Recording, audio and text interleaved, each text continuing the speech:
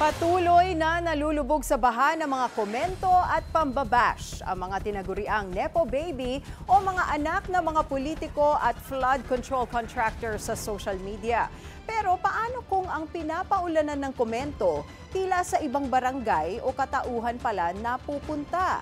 Alamin sa Agenda Weekend Report ni Paulo Barcelon.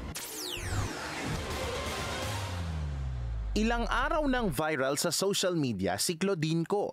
Siya ang anak ni dating Ako Bicol Party List Representative Christopher Co.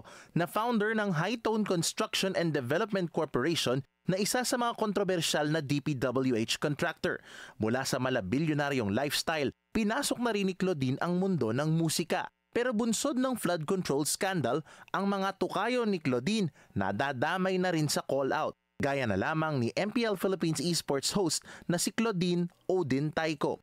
Lumaki na siya ng lumaki. Nag-start siya sa IG na pinupuyok ako ng comments. Tapos hinihiling na mamatay na daw ako.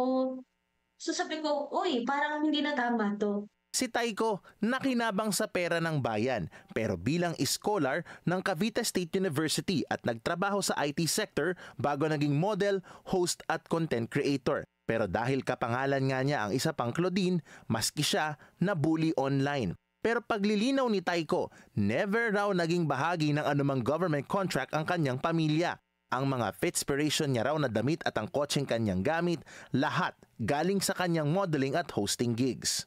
Ang isa pang tukayo ni Claudine Co., ang YouTuber na si Camille Co., nakatanggap na rin ng mga harassing emails. Payo ngayon ng National Union of Journalists of the Philippines, bagamat malaking tulong sa pag-expose sa katotohanan, dapat anilang siliping maigi ng netizens kung sino ang kanilang pinatatamaan at tumulong na lang sa pagpapanagot sa mga illegal na gawain. I think valid naman yung galit ng mga tao. I think what media can do is help channel that anger or that outrage towards actual accountability. Kasi yung ma-call out ka, yung ma-cancel ka, or kunyari mapilitan kang mag-delete ng account mo, it's parang personally hassle siya, but it's not the accountability that we want from government.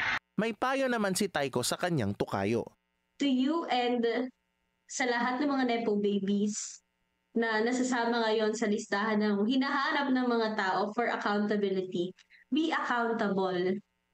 You already had the platform nung hindi ka pa na-deactivate. So, if you're not guilty of something, if you want to tell people something, kung ano ba yung side mo, kung ano yung take mo on the issues going around, speak up. Dahil meron kang platform. Para sa Agenda Weekend, Paulo Barcelon, Billionaire News Channel.